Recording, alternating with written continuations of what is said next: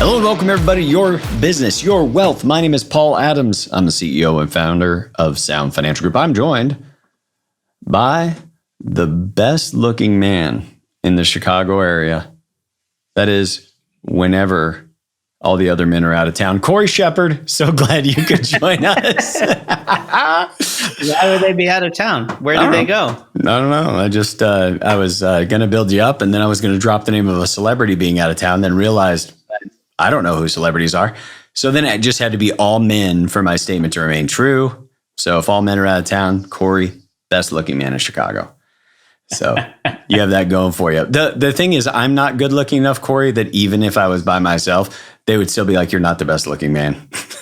Like we have a grainy photo of a middle-aged man. He's better looking than you, Paul. I didn't know. Sorry, that I guess it's the summer. Are we doing Costanza buttons for the summer? Mm-hmm. Yeah. I think we have to. That. Otherwise, the chest hair doesn't work as a swamp cooler. So it's kind of necessary. True. I don't have the AC running during our recording. So we just got to, I might be soaked through by the time we get done because the weather's been so nice out here. But I bet you, everybody tuning in, would rather hear about something financial than my personal grooming and cooling techniques. And we really don't want to play to that one person that's just here for the wrong reasons. So, yeah. For everybody watching, if you'd like to see this buttoned, go ahead and put it in the comments. For those of you that want to see it stay unbuttoned, put it in the comments. If you'd like to see more of them unbuttoned, keep it to yourself. That's gross. Yeah, all right. So what we're talking about today is this article that came out from Morningstar. Now, Corey, I think everybody listening knows we talk a great deal about these problems with active management, how they consistently and predictably don't even outperform their own indexes. And then there's this Morningstar article, and it is all about how active management can outperform its peers. Now, here's what we want to keep in mind, and something that we've talked about before we get in this article. You do not see very many articles out there where they're discussing active management not working. Now, Corey, why is it all the major financial publications rarely publish that, even though it's one of our best known facts? Right. So I think the answer to that question lies in the pages of those publications. Mm-hmm. If you were gonna read an article about why active management doesn't work, you would have to read it next to the ads for the companies that the article is talking about why their strategy doesn't work. So it's rust, it's grit in the cog of the financial machine for that to happen. There's just not a profit motive. Yeah. And the companies, the people that have most of motive to write those articles aren't getting the financing. They're out there. I'm sure they're out there. Harder to find them in the algorithm. Indeed. And money around it. And you'll find that it's the only people that tend to tout active management as being successful are those people that have active managers as advertisers, or in Morningstar's case, where these companies write them enormous checks every year to have their funds analyzed and promoted and all of that. Mm-hmm. So Morningstar will write these, even though the evidence is overwhelming. And even by the end of the article, you're going to see they're like, well, you know. And now this isn't like I want you to know, not like this, an obscure article that I found by going into the archives.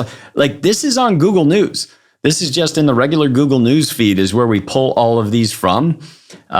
When we pull something that's just like really obscure and funny, we will tell you we went out to find it. But all the things we're showing you are literally in our daily readings of financial things going on in the world. And we're seeing stuff that we know you all are reading, and it's just not accurate.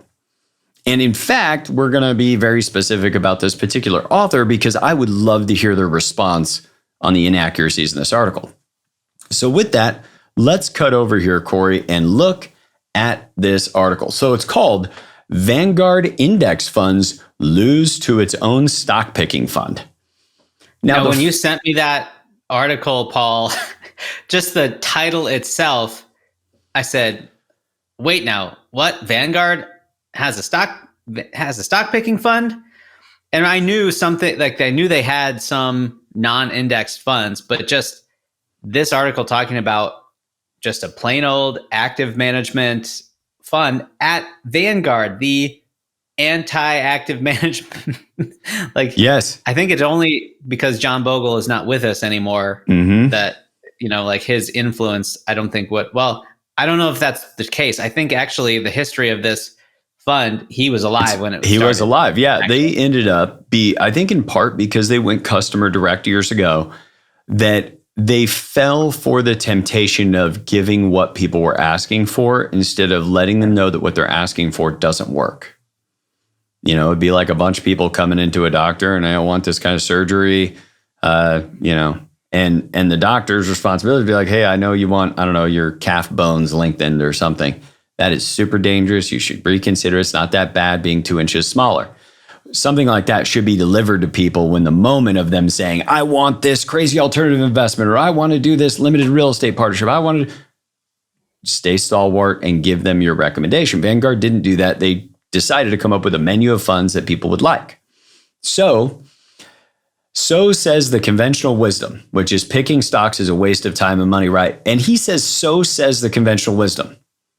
That is not conventional wisdom. That is the academic wisdom. The conventional wisdom is people think they can trade stocks. People think active managers can trade stocks and do so successfully. So, and I'm going to read big chunks of this article. So just letting you know, over time, you won't beat the market indexes. While you'll drive up trading and tax costs, it says, hire a mutual fund manager, pick stocks for you, and you'll have to pay their hefty expenses as well. No wonder most active stock picking managers do worse than low-cost index funds, which simply passively owns the whole index. So pause there. That's him giving what he thinks is the conventional wisdom. Now, it is conventional wisdom among those of us who have read the academic papers, lean on the academics, and don't just accept the advice we give to our investors from very, very large financial institutions. We take it from the academic side of the research. But an entertaining research paper from economist Edward Tower, professor at Duke University, raises an awkward point. Even though Vanguard is the pioneer of index funds, he points out, the firm's own mutual funds sometimes disprove the rule. So something that we're going to do after recording this is we're going to go find this research paper. It's not linked here, which, as you guys know, gives at least me, I don't know that Corey gets as skeptical, but my skeptic meter pegs the second somebody says a research article that they didn't link. So it speaks about, and it supposedly disproves the rule. Vanguard's Capital Opportunity Mutual Fund, for example, has been crushing its competing index for years, he reports. Vanguard Capital Opportunity picks so-called mid-cap growth stocks, meaning faster growing stocks, typically with a market value between $2 billion and $10 billion. Over the last 10 years, it's up 226%. Now, here's I gotta jump in and say this is the Paul Adams move, which it even took me a little while to catch on to, which is Paul reads an article like this, and the very first thing he does is say, I wonder if that's true. It's really easy. My nose gets going. He's sniffing. Yeah. So it's really easy to just say, oh, well, they're referencing it's in the Wall Street Journal. They're referencing this white paper. That must be true. Well, you'd be surprised how many times it's either factually inaccurate or situationally spun in some way. So here are the returns, 2013 through 2022, their year-to-date returns, etc. And then their 10-year average is 12.43%. So I'm going to take a look and run a calculation on my other screen here. And I'm just going to grab a future value calculator that I won't bore you guys with. And let's just for fun put in here that if we started with $10,000 and we added no money and we got a 12, where did we just see that, Corey? Down here, 12.43% return over 10 years. that would have grown, it says, to $32,272. Well, let's roll back up here. So I don't know what period of time this is. Maybe it's to inception, but this graph doesn't quite give us the answer that we want. But it's saying 10,000 would have grown to $32,000. Now, our best estimate, because we couldn't get into our institutional side of Morningstar this morning, there's a little bit of a breakdown with it. But I just put that same ticker into the stock chart system in Yahoo. You guys can test this yourself.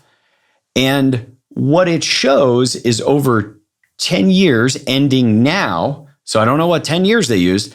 It's 117% return.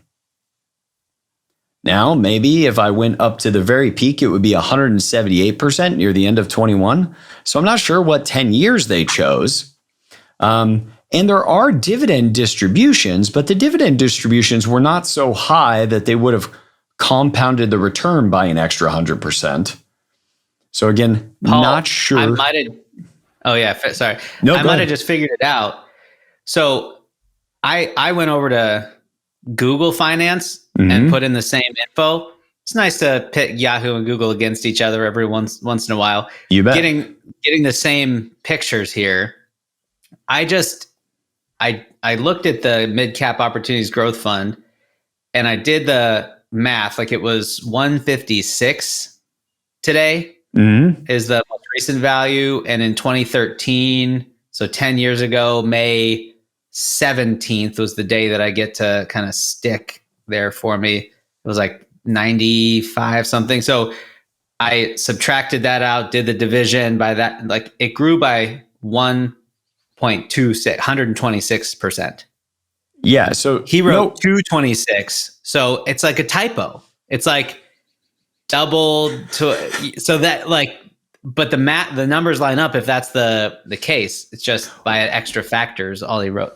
Well, and if I put in that 10-year performance of 12.43, I get 32,000. And they put in here 226%. All right, so that 228, that's the first thing got my attention, Corey, as I'm looking and I'm saying like, that seems like a pretty big gap in those two sets of return. So I pulled it up and it looks like the return's right. If I went down here to the 10-year average of 12.43, then like that came out to be pretty close to the 228% total growth that they gave. 26, yeah. Or 226, yeah. So thank it's in you. right. So, but then I was like, wait a second. Let's go into the fund analysis of this while we're over here on Morningstar. I can just go to the quote I think it's going to show me. Let's see. How is this categorized? Large cap growth, Corey? And we're on Morningstar.com. This is Morningstar.com stuff. This is where he pulled the 226% return over 10 years. But they say it's been crushing. It's a Morningstar article we're reading. Vanguard Opportunity picks mid-cap growth stocks, in quotes. But Morningstar classifies them as a large-cap growth fund.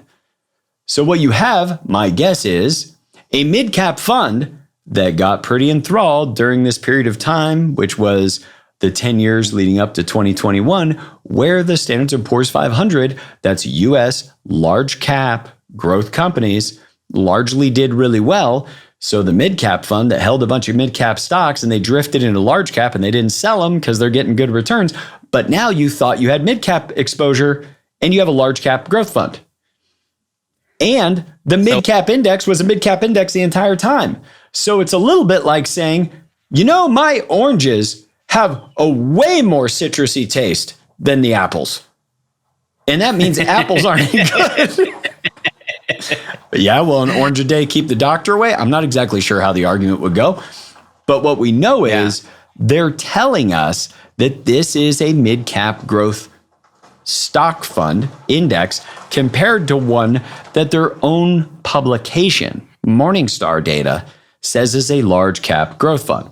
Now, in all fairness to our author, it was provided by Dow Jones, and we're going to tag Brett Aarons in here because I would love for somebody to say, hey, here's why you're wrong and why Morningstar classifies it that way, but we over at Dow Jones classify it as something. Great. But they're saying that Vanguard's low-cost alternative, the Vanguard mid-cap, did just 154%. So it did outperform. This, out of 16 Vanguard active funds, says only 5 did worse than the benchmarks. Now, here's the problem. Number one, I don't know what time period you're using. I can't double check it. I would have to go into the data and then go, how was it over 1 year? How was it over 3 years? How was it over 5 years? How was it over 10 years? And then slide that box around enough until I could find data that would match what he has. But let's just use what he's saying as if it's true, Corey. That means 5 of them you would have lost out on. But if you would have bought the index, you would have gotten the index return minus whatever frictional cost of the fund. Now, as you guys know, if you're regular listeners, we believe in structured passive investing, where it's passive for you, and the criteria by which the stocks selected are academic in nature, giving you an academically allocated, globally diversified portfolio. But in this case, they're out and out saying, yeah, we had 5 things that didn't outperform. Now, later in the article, I really like the drop of, it's like, hey, you're about to say something that people might not agree with, so put a Nobel laureate before it, and then maybe people will agree. I just like that technique. Right. But over 10 and 5, the fund has produced effectively the identical total return as the Vanguard Value Exchange Traded Index Fund. So it's talking about another one, that a fund has indeed edged the Spliced Equity Income Index to use as a benchmark. But it's like they're saying it's an achievement that the active manager effectively got the same return. But we didn't know ahead of time. It's a N of 1. It's really not enough. It doesn't really mean anything that one time that one manager did get it. That's noise. It's noise in the signal. I had a chance to see a documentary that's actually being done by a really famous documentarian on dimensional funds. And what I loved was one of their biggest shifts that they had to come to as an organization is that, and this is early on, like in the 70s when they were still just coming out of academia, the founders, and they said, we had to realize that if you see a pattern, your first job is to try to disprove that pattern as random noise. Yeah. And that, by the way, that's everybody else's job as soon as you show it to them. And so similarly, he's talking about these returns. And what I love is, so that first part is showing, he's saying these funds, Fidelity and Vanguard, less than half didn't outperform their index. Now, I think grab the Fidelity Vanguard, shake them a little, because it's like most of them still didn't outperform. Why do you stop selling this fallacy? Because the ones that outperformed aren't even the same ones that outperformed 5 years from now. We have the data out of academia. But in it was a great Wall Street writer, Fred Schwiss, in his classic, Where the Customer's Yacht. And it's the biggest single introduction to the stock market, who explains the perils of chasing market-beating performance. And we've done this on some of our shows where you flip coins. Yeah. And if you just had enough people flipping coins, by the time we're done, there's going to be one person that flipped the coin a bunch of times. We had an event held just outside of Seattle that was this one woman who's like 67 years old, flipped heads 16 times in a row. Now, here's what would happen. If it were Wall Street, people would then gather around this amazing genius, seeking their pearls of wisdom about how to beat the coin toss next time and again and again. What's your technique? What do you use? Is it the wrist? Do you do just the thumb, or do you lift your elbow too? Like you would be working through all that. But it is a product of chance. Logically, some active funds must beat the index, just as some must lose, even if it's random. But the magic of index funds doesn't lie in investing. It lies in their indexing. It lies in their low cost. I disagree with that. The low cost is good, But it doesn't matter that most of these active managers, not only are they trading, but remember, every time they trade, they create a little frictional loss. It's like running with a parachute. The more that you do the trading, the more full the parachute gets, the harder you have to run to outrun the cost that you created by trying to outperform. And that's why it doesn't happen consistently or predictably. Then I disagree with the next one. Second, there's nothing inherently wrong with stock picking. Now, right. I want to say clearly, right and wrong, like if we're going biblical truth, he's moral, right. Yeah. I have never read that no stock picking, but the good book does say no gambling. So I would offer that for anybody who's thinking like, oh, maybe I shouldn't. That's gambling. Second, there's nothing inherently wrong with stock picking. Some fascinating, often overlooked research some years ago found that there were money managers were given a free hand and were able to invest exclusively in their highest conviction stock picks. Their chances of beating the market were much higher. I want to notice he said their chances of beating the market were much higher. It didn't say they all started beating the market. And by the way, when only like 20% of active managers outperform their index and somebody tells you it's much higher, it could be 35. It's still not a strategy you want to participate in. And also some fascinating and often overlooked research some years ago is not a citation. Yes. What was that study? But I want to know. Like I'm not mad. It's like, Brett, you're leaving me hanging, Brett. Like, Brett, I'm leaving brother hanging. He does redeem himself in the final paragraph. But our big point here, guys, is that A, you can't just blindly accept that because somebody writes something in an article, it's accurate. You have to look for these marble mouth words, these word salads, these words that say nothing. They may as well be Japanese characters and you don't read Japanese. Like if every bit of their word salad instead could just be like a character so we could skip it, it'd be really helpful. But here's where he redeems himself. So you think there'd be more mutual funds offering high conviction bets for a low fee? Because by the way, you think about it, if they let these asset managers like, hey, Corey, you're an asset manager. Why don't you just pick your top 5 stocks? Just go. It would be low cost. I mean, he'd just do that on Tuesday and come back in a month, I suppose. He wouldn't have a lot of, you wouldn't need any big screens to look at 5 stocks. Like when we go to the trading desks of some of these investment firms, there's like 8 screens or like 270 degrees around the guy. Corey could just be on his iPhone, like on Tuesdays, checking those stocks. But going back to what he said that about, but Wall Street is a business and overpriced, aggressively marketed and mediocre mutual funds have generated a lot of revenue for a long time, which is why index funds have so often made so much sense. You see, during times of, like we may go through a time here where we have like a little bit of stagnation in the economy and rebalancing is what's going to be key to the portfolio. You may have somebody bring up some really cool investment that you can go do. And yet, what I would encourage you to do as you look at this podcast and the amount of evidence that we offer for what it is we're recommending, I would say if you're DIY, you're doing it yourself, you're working with an advisor, and you got some other investment you want to do, prepare a deck.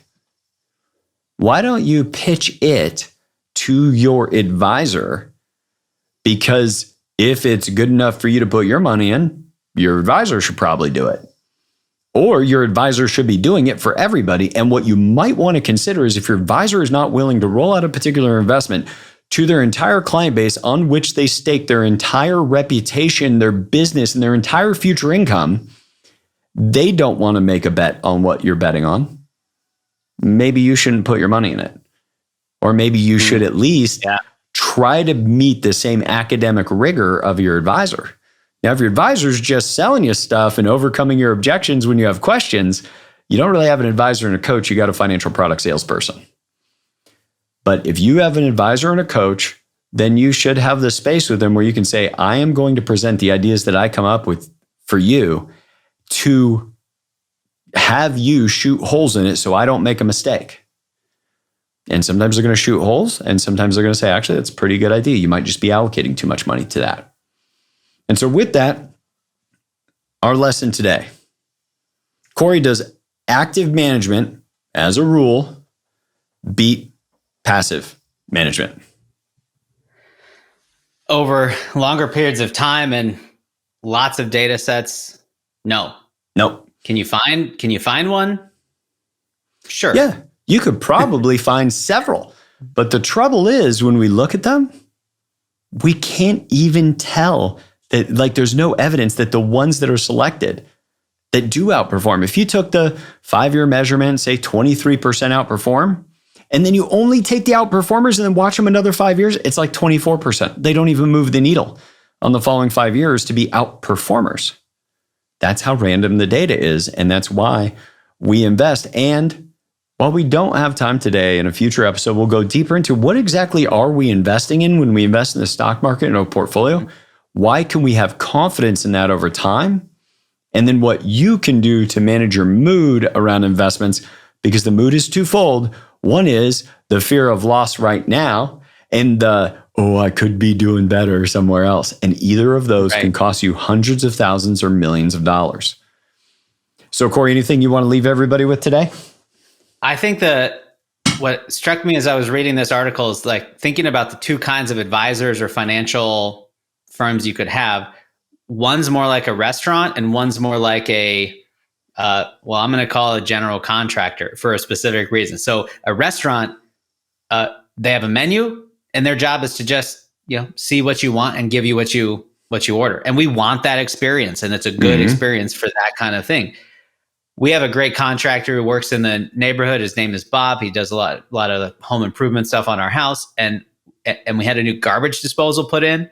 And I asked him, like, could you wire a plug in there so I could put a smart plug? I was into like smart plugs for everything, just so I could like use a smart button or my phone to turn on and off the garbage disposal. And he was like, well, you think about, I'm reaching my hand in there and someone in the other room is like hitting a button and turn, like, that's like any horror movie, like every horror movie I ever read. Like, I don't think we should do that. I want you to just have a switch right underneath the sink so that like your body is physically blocking. If you're in there, no one else can be turning on that switch. Yep. And is your financial advisor standing between your hand and the garbage disposal? Are they just taking your order like a restaurant? And that's what this article is about.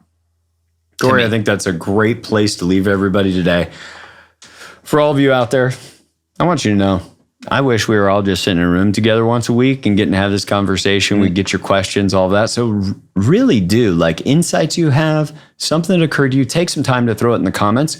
Things you'd like to see on a future episode. It makes a difference for us to hear your comments, and it makes a difference for what we'll bring you in the future. So don't hesitate to do that. And as always, if you guys are interested and want to connect, you can email us at info@sfgwa.com. Always go to our website, sfgway.com. And you'll see all kinds of resources, materials, things that you can get a hold of, and the path by which you could reach out if you wanted to have a 15-minute free conversation with us. With that, Corey and I, everybody here at Sound Financial Group, everybody except Miranda. She doesn't want you guys to have a good week, but the rest of us are really committed to it. We'll see you guys next week.